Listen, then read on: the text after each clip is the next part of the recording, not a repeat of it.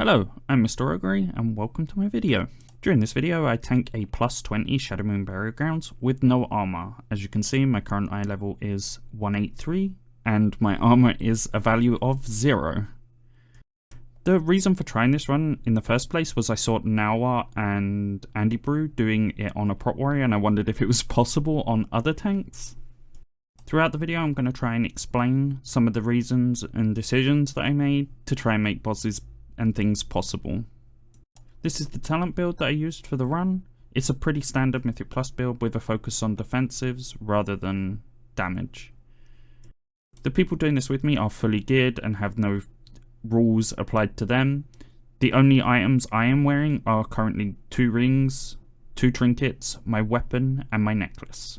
In case anyone's interested, I will have the full log for this run in the description. As for classes, I did cherry pick a little bit, having the Rep Paladin for the sacrifice, the Hunter for the misdirection, and the Shaman for the Earth Shield and increased health. For consumables, I ran a Vial of Tepid Versatility. This was for the increased versatility for damage reduction. I ran Haste Mastery Food. I actually think I should have run Haste Versatility, it's just I had Haste Mastery in my bags when we started. I also ran a Howling Rune. This was for the increased haste, for better rune regeneration. I thought this was better than crit or attack power from the other options. My trinket choices were very limited as I couldn't find my Decoration of Flame, which I wanted to use, so I ended up using Whispering Incarnate Icon and a Ruby Whelp Shell. I felt the Whelp Shell would have a nice amount of haste procs and self-healing. I do however think that a Decoration of Flame would have been a more preferable choice. As for rings, I'm using Seal of Diana's Chosen. This is just because it's got a huge amount of versatility, as well as the procs from my other ring, the Onyx Amulet. The stones that I used within the Onyx Amulet were the Raging Magma Stone, Decirius Bloodstone, and Prophetic Twilight Stone. I used these mostly because I didn't have many other options. The Raging Magma Stone was used purely just to proc the ring. The Prophetic and Decirius, I believe, still had the interaction with the Raging, but I'm not 100% on that. The trash up to the first boss actually went relatively smooth, with only 1 pop of my Purgatory and 0 deaths. My main concern with this trash was the Void Slashes from the Ritual Bones. They generally are even scary when I have gear on, so I was making sure to have at least Vamp Blood and Rune Tap for every single one, if not a AMS.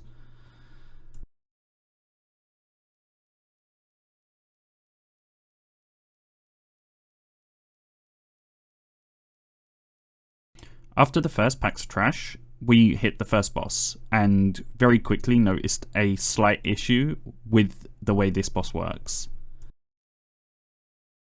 In case you don't know how this boss works, she has 4 abilities. Whispers of the Dark Star. This is just a pulsing AoE. This is easy for me to deal with. She has another ability, Dark Communion. This summons an ad that will slowly go towards the boss. If you don't manage to kill it within the timer or it reaches the boss, she heals for 10%. This is actually really good as this gives me time to catch up. We then have the 2 abilities that caused me issues. The first being Dark Eclipse. This is an AoE damage that gets reduced if you're inside the correct ring. And her final ability, Death Spike. This was the major issue. Whenever she melees, she has a chance to gain a buff that increases the damage of her next 3 auto attacks with shadow damage. As you can see here, the Death Spike is what kills me. The problem was, what was happening was the Dark Eclipse was hitting first, knocking me low, but it was taking more than a few seconds, and my Death Strike wouldn't heal me back to full. So I needed a solution, because even though I managed to get the Death Strike off, it wasn't enough to top me up, as you can see.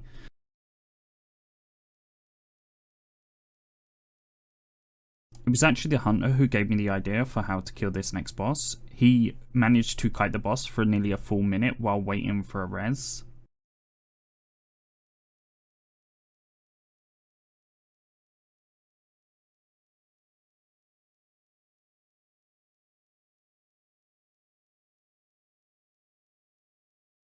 They actually managed to kill the next ad, and the boss is pretty low, so they could have possibly done it. The problem is the melee die quickly to her attacks, and the Hunter is the only one left of the DPS, along with the healer. This allows him to kite it for a very long time. However, when the ad spawns, it heals the boss and basically causes us to wipe.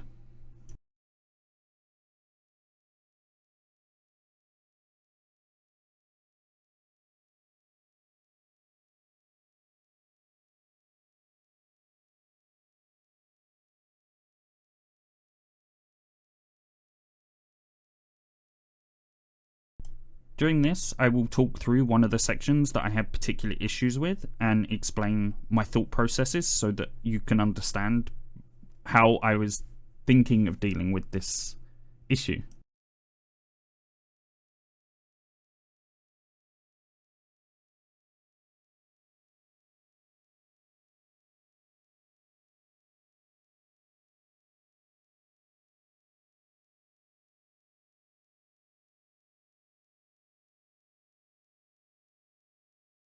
So here we see I move over to the ad and I'm going to stay over this side.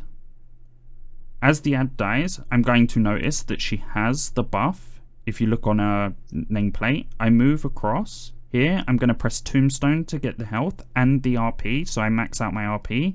I also press Vampiric Blood. This is so that when she finishes casting her Dark Eclipse, I get the shield from Umbilicus. I actually mistimed this a little bit, but it works out okay, and we managed to actually finish off this boss. I do pop Purgatory at the end, but hey, a kill's a kill. We head over towards the second boss. The trash here is relatively uneventful. It doesn't generally do much. The subjugated souls, however, do melee quite hard, so I'm just wary when I'm tanking those.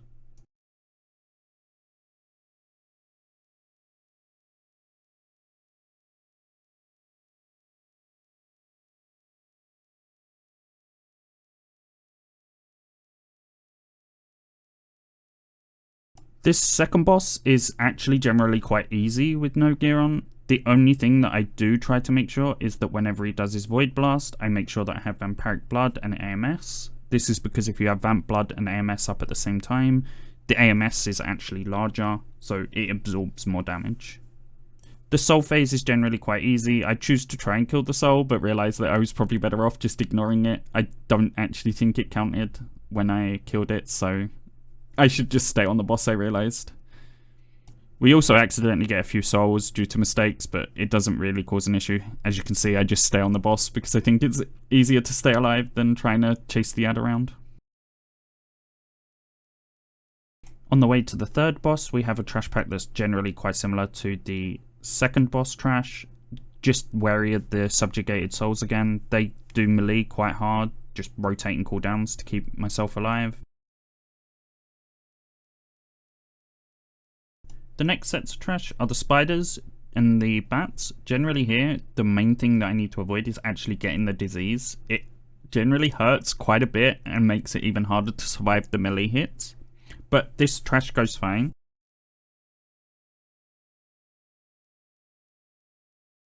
During this trash, I don't have many issues. I just want to do a quick shout out for my Twitch. I stream live every day on twitch.tv/MrRoguery.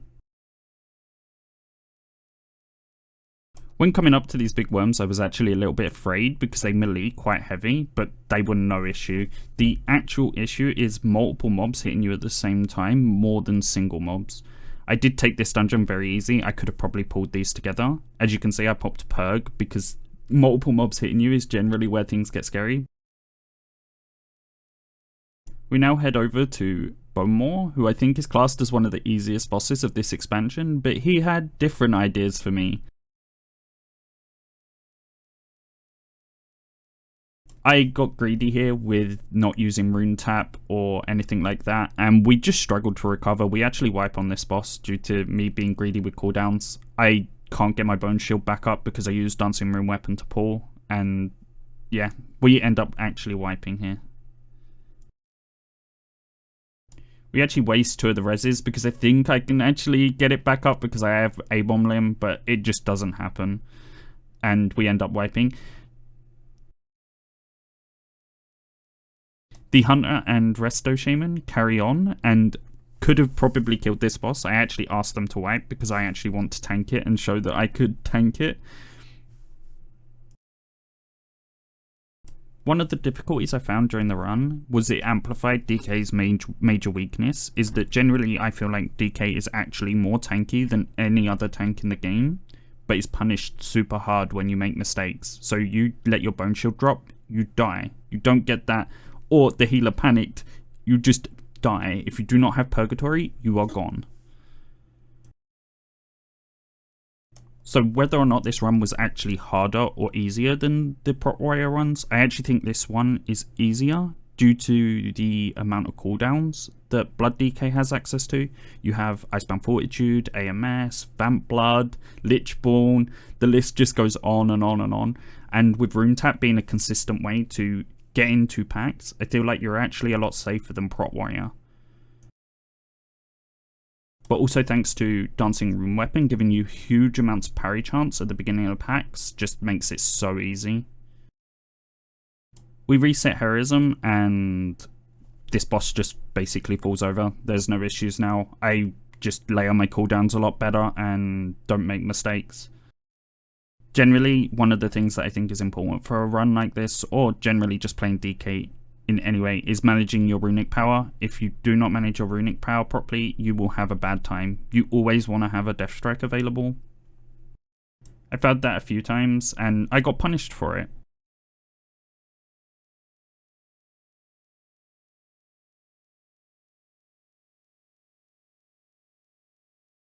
Once this boss is down, we head towards the trash for the final boss. This pack actually gave me a lot of issues. The bats hit relatively hard and I just had to keep running back and try my best. However, one of the issues with Blood DK is the recovery. If you have a mistake, it's very hard to get going again, especially if you don't have access to Dancing Rune Weapon or A-Bomb Limb.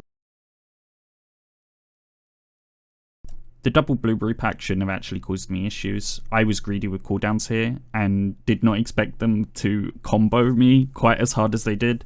We managed to get through this with no other deaths.